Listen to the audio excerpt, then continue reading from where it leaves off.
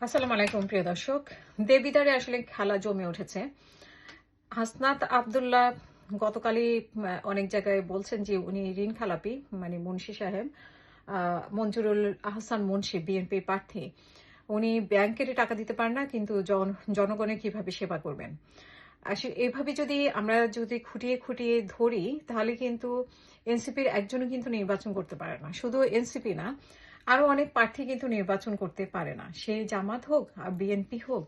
আর NCP তো আরো অনেক দূরের কথা। এক বছরে তারা কোটিপতি হয়েছে কিভাবে, তারা নির্বাচন করার জন্য কি পরিমাণ টাকা দরকার। তাদেরই এক বন্ধু বলেছিল যে 10 কোটি থেকে 20 কোটি টাকা পর্যন্ত লাগে নির্বাচনের জন্য। যিনি তো এখন চুপচাপ পদত্যাগ করে এখন মানে তাদের সাথে মিশে গেছে।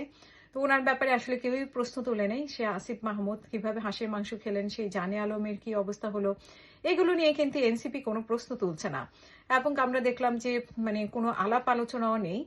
এবং আরেকজন তো চুপচাপ আছেন যে মাহফুজুল আলম, তার ব্যাপারেও কোনো প্রশ্ন নাই কারো। এখন সবাই নির্বাচন নিয়ে ব্যস্ত। এই প্রসঙ্গে আসি, দেবিদার প্রসঙ্গে। দেবিদারে আসলে হাসনাত আব্দুল্লাহ দুটি বিষয়ে ওনাকে হয়রানি করার চেষ্টা করছে, মানে দুটি কারণে অ্যাকচুয়ালি। একটি হচ্ছে যে উনি ওনাকে চিনতেন না, বা ওনাকে তুচ্ছ-তাচ্ছিল্য করে কথা বলেছেন, এরকম একটা ক্ষোভের জায়গা থেকে।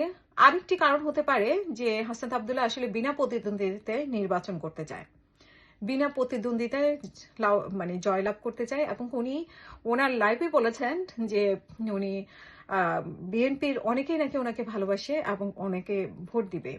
এবং আমরা দেখতে পাচ্ছি বিভিন্ন প্রচারণায় ওনাকে মানুষজন টাকা দিয়ে যাচ্ছে। ঠিক আছে, আঁচল থেকে খুলে টাকা দিয়ে গেছে। তারপরে আমরা দেখতে পাচ্ছি যে তারাই উপরে উঠতে পারছে বা আসতে পারছে, আবার সেটা ভিডিও করা হচ্ছে, সেটা প্রকাশ করা হচ্ছে। আবার উনি একটা এতিমখানায় গিয়েছেন, সেখানে কান্নাকাটি করতেছেন, কারণ এখানে সবাই ওনাকে খেজুর দিচ্ছে। আসলে এটা হচ্ছে যে মানে নির্বাচনী প্রচারণা, শুরু থেকেই আমি বলবো না যে ছেলেগুলো 5ই আগস্টের আগে আমরা যেভাবে দেখেছি, যে হাসনাত আব্দুল্লাহকে দেখেছি বা অন্যদের, এবং হাসনাত আব্দুল্লাহর যে মানে আন্দোলনে তার ভূমিকা নিয়ে অনেক প্রশ্ন উঠেছিল, সে এক পর্যায়ে ম্যানেজও হয়ে গেছিল। এরপরে 5ই আগস্টের পরে সে নিজেকে একেবারে আহ, একজন বীর মুক্তিযোদ্ধা, 24-এর যোদ্ধা হিসেবে যেভাবে প্রতিষ্ঠিত করার চেষ্টা করেছে। আমরা যদি এই যে আহত নিহত পরিবারগুলো, তার থেকে কিন্তু কোনো সহযোগিতা পায়নি, কোনোদিন কোনো সহানুভূতিও পায়নি। সেই হাসনাত আব্দুল্লাহ নিজের যে দেবিদারে এখন যেভাবে ঘুরপাক খাচ্ছে বা জনগণের কাছে যাচ্ছে, একটা ইমোশনালি ব্ল্যাকমেল করার চেষ্টা করছে, ঠিক এইভাবেই সে 24কে ব্যবহার করে কোটি কোটি টাকার মালিক হয়েছে।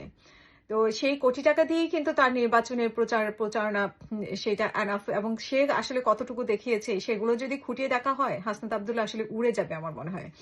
তো নির্বাচন করা তো দূরে থাকুক, উড়ে যাবে। কিন্তু আমাদের দেশে আমাদের দুর্ভাগ্য যে আমরা আসলে এগুলো করতে পারি না, বা আমাদের যে প্রশাসন আছে সেভাবে চ্যালেঞ্জ করতে পারে না। সেভাবে যদি চ্যালেঞ্জ করতে, আসলে এনসিপির একজনও নির্বাচনে অংশগ্রহণ করার প্রশ্নই আসে না। এবং শুধু এনসিপি না, বিএনপির অনেকেও বাদ পড়তে পারে। সেভাবে যদি খুঁটিয়ে খুঁটিয়ে দেখা হতো, বা আমাদের প্রশাসন সেভাবে স্বচ্ছ হতো। বারবার প্রশাসনের দিকে আঙ্গুল তোলা হচ্ছে যে প্রশাসন একটি দলের দিকে ঝুঁকে গেছে।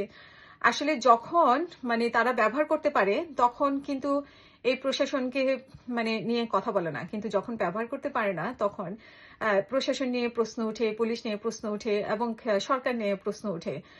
এই এই প্রশ্ন ওঠার কারণ হচ্ছে যে একদিকে যেমন এই প্রশাসনকে চাপে রাখা, এদের কথা শুনতে বাধ্য করা, এক ধরনের ব্ল্যাকমেলিং করা প্রশাসনকে।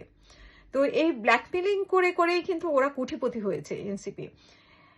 এনসিপির আপনারা হয়তো বলবেন যে এনসিপি সম্পর্কে আমি কেন বলছি। এনসিপি সম্পর্কে আমাদের একটা ভালোবাসা ছিল, আমাদের আত্মবিশ্বাস ছিল, আমরা এদেরকে নিয়ে স্বপ্ন দেখেছিলাম, কিন্তু সেই স্বপ্নটা কিন্তু তারাই আমাদের ভেঙে দিয়েছে। আজকে যে এক বছরে তাদের যেই কীর্তিকলাপ, এবং এক বছরে সবাই কোটিপতি, 10 কোটি 20 কোটি, যেটা আসিফের কথাই যদি আমি ধরি, 10 কোটি 20 কোটি ছাড়া নির্বাচন করা যায় না। তো তাদের এক একজনের অনেক কোটি কোটি টাকা, তারা শিক্ষকতা করলেও কোটি টাকা, তারা শিক্ষকতা তারা টকশো করলেও কোটি টাকা, তারপরে তারা যাই করুক না কেন তাদের কোটি কোটি টাকা হওয়া কোনো বিষয় না। এবং তারা যখন যেখানে সুবিধা সেই মানে একজনকে তুচ্ছ-তাচ্ছিল্য করলো, প্রশাসনের প্রতি আঙ্গুল তুললো, বিএনপি নেতাদেরকে হেয় প্রতিপন্ন করলো, বিএনপি নেতাদেরকে চাঁদাবাজ বলে গালি দিল, কিন্তু নিজেরা চাঁদা নিলেও কোনো সমস্যা না। সেটা হচ্ছে জনগণ তাদেরকে ভালোবেসে দিচ্ছে, ঠিক আছে, ব্যবসায়ীরা তাদেরকে ভালোবেসে দিচ্ছে। কিন্তু বিএনপির সাথে যদি মানে ব্যবসায়ীরা বসে তাহলে দোসরদের সাথে বসে গেছে, আর তাদের সাথে যদি পেছনে পেছনে টাকা পয়সা লেনদেন করলো, সেটা হচ্ছে তাদেরকে ভালোবেসে দিচ্ছে। তো এই হচ্ছে তাদের দ্বিচারিতা। এই দ্বিচারিতা নিয়ে আসলে তারা নির্বাচন করে নির্বাচিত হয়ে তারা মানুষকে কিরকম করবে আপনি দেখেন। জুলাই আগস্টের পরে এরা আহত নিহতদের সাথে কিরকম ব্যবহার করেছে সবাই কিন্তু বলেছে। আমার সাথে আহতদের পরিবারের মানে আহতদের সাথে যেরকম যোগাযোগ আছে এবং নিহত পরিবারের প্রত্যেকটি পরিবারের সাথে আমার মোটামুটি কানেকশন আছে। তো এরা কিন্তু তুচ্ছ তাচ্ছিল্য করেছে, এরা কিন্তু নির্বাচিত হয়ে জনগণকে তুচ্ছ তাচ্ছিল্য করবে। আমি বলছি না যে মানে বিএনপি খুব ভালো ব্যবহার করবে, বিএনপির মানে এখনই তো মনে হয় যে ক্ষমতায় চলে আসছে, সেটা মনে করার কোনোই কারণ নাই যে এনসিপির কথা বলছি দেখি আসলে বিএনপি আর মানে বিএনপির কথা ভালো বলছি তা না। বিএনপিও তাই করে, নির্বাচনের আগে ধারে ধারে যায় আর এবং নির্বাচনের পরে কিরকম আচরণ করে সেটা আমরা দেখি। কিন্তু ওরা তার থেকেও বেশি খারাপ করবে, কারণ কি মানে আমরা তাদেরকে জুলাই আগস্টের পরে দেখে ফেলেছি। এখন হচ্ছে যে আমাদের বাংলাদেশের মানুষ খুবই আবেগপ্রবণ, এই আবেগটাকেই ওরা কাজে লাগাচ্ছে বারবার, ঠিক আছে, জুলাইয়ের পরে কাজে লাগিয়েছে। এই জুলাইকে বিক্রি করে এখন তারা এমপি হওয়ার স্বপ্ন দেখছে, এবং এমপি হয়ে তারা কি পরিমাণ তুচ্ছ তাচ্ছিল্য করবে সেটা মানে আপনারা যদি ওরা নির্বাচিত হয়ে আসতে পারে কেউ, তখন আপনারা মানে আমার কথাগুলো মিলাই দেখবেন। এখন হয়তো আপনারা আমাকে বকা দিবেন, আমি জানি আপনারা আমাকে বকা দিবেন। তো এটা নিয়ে মানে আমি 1 বছর আগেও ওদের ব্যাপারে যা বলছি এখনো তা বলছি। আমরা এদেরকে নিয়ে গর্ব করতাম, এরা ছিল আমাদের স্বপ্ন, কিন্তু সেই স্বপ্নটা ওরাই ভেঙে দিয়েছে ওদের আচার আচরণে, ওদের কথাবার্তা, এবং ওরা আসলে মুরব্বীদেরকে মানে কোনোভাবে শ্রদ্ধা করতে জানে না। এক দেবিদ্বারে যে কাহিনী ঘটেছে হাসনাত আবদুল্লাহ ওনাকে বিভিন্নভাবে বিতর্কিত করার চেষ্টা করছে, নিজেকে হিরো বানানোর চেষ্টা করছে। আমার কথা হচ্ছে নির্বাচন করবেন, বাট নির্বাচন করতে গেলে তো আপনার প্রতিদ্বন্দ্বিতা করেই নির্বাচন করেন। তো একজনকে যে আপনি হেয় করার চেষ্টা করছেন, হেনস্থা করার চেষ্টা করছেন, এটা স্পষ্টভাবে বোঝা যায়, ঠিক আছে। তো এই জায়গা থেকে আসলে সরে এসে মানে সঠিকভাবে নির্বাচন করেন, আর ইমোশনালি ব্ল্যাকমেল না করে নিজের যে আসল চেহারা সেই চেহারাটা দেখেন, আর নিজের হিসাব নিকাশটা তুলে ধরেন। আপনারা তো সৎ, মানে আপনাদের দাবি যে আপনারা সৎ, তাহলে বিএনপি চাঁদাবাজ, তো আপনারা আপনাদেরটা তুলে ধরেন। এত তো মানে মানুষের ইমোশন নিয়ে মানুষকে হেয় করে মানুষের মানে একটা এইসব খেলার তো মানে দরকার নেই। আপনারা আপনাদের সঠিক আদর্শটা দেখান, আমরা সেই আদর্শটা দেখতে চাই। কোনো ব্ল্যাকমেলিং না, এবং কাউকে হেনস্থা করে না।